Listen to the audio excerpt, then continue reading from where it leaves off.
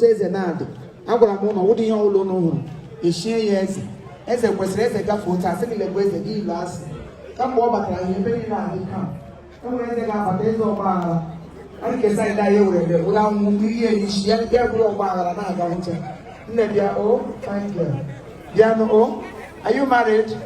I am single too.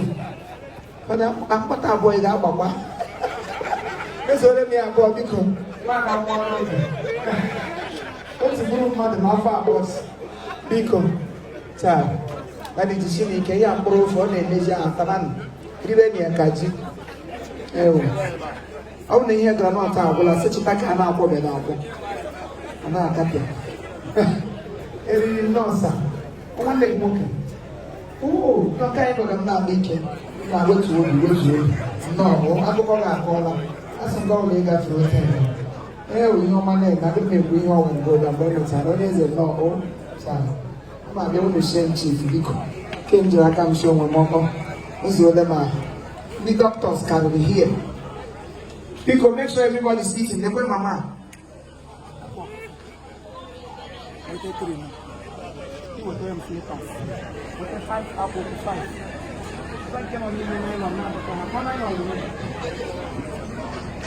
my in-law, hi, welcome.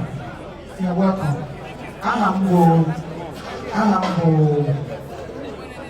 I'm Chief Imo. My name is Chabon. Therefor.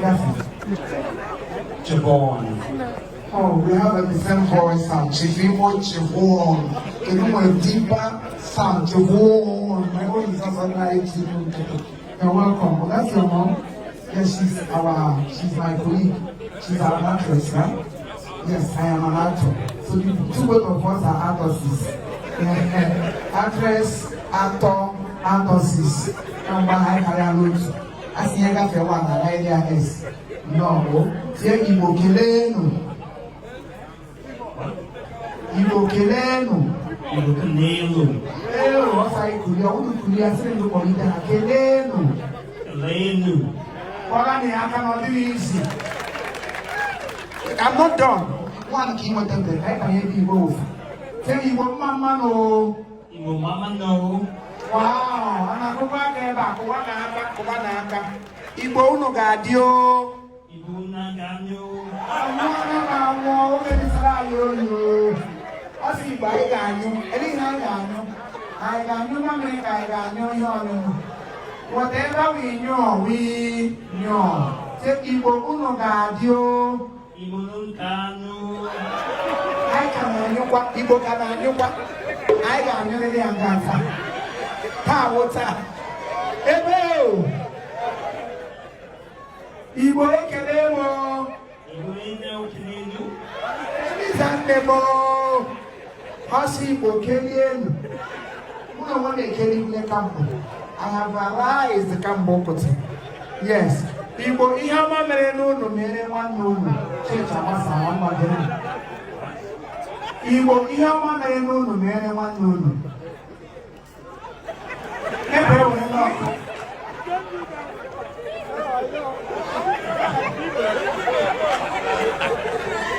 Hebeo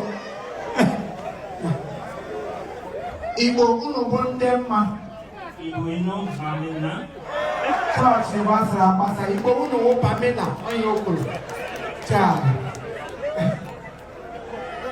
We have onye eze na misu mgbasa onye eze bifo.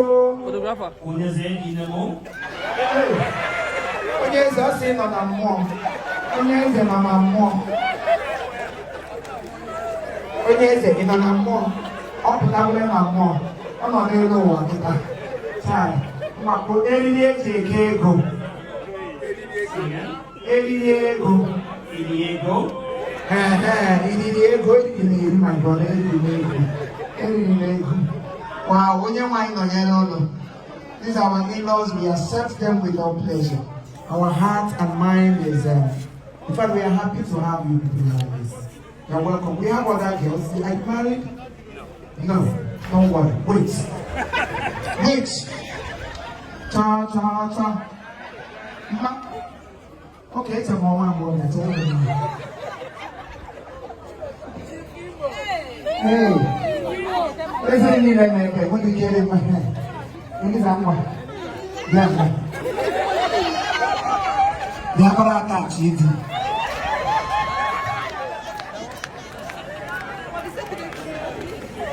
She is the one you be maternity.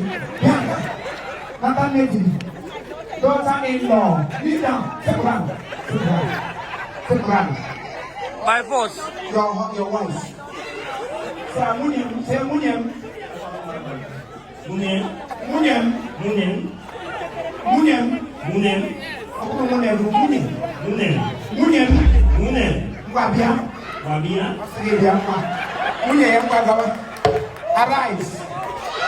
Ladies and gentlemen. Amen. Chiefimo. Chiefimo. Alright, you can now kiss your bride. This is nice.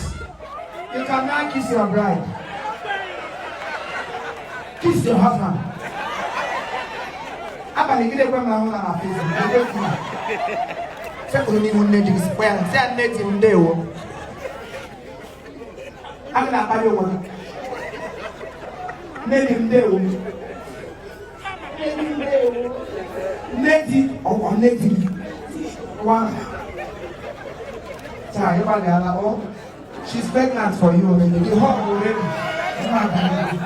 Come. You don't check the amount of them divorces. Then you try. Congratulations, sir. Congratulations. My mother is available in case it's her born. My mother is very young. My father died long time ago. She's a single widow. Since I'm up to 40 and my father died before my death. So for 40 years, virgin.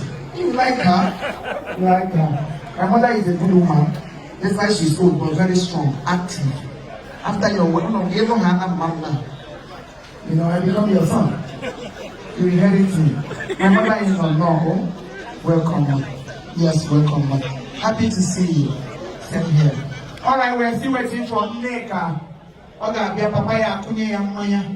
Because I am a honey with you. I have not seen the Uche.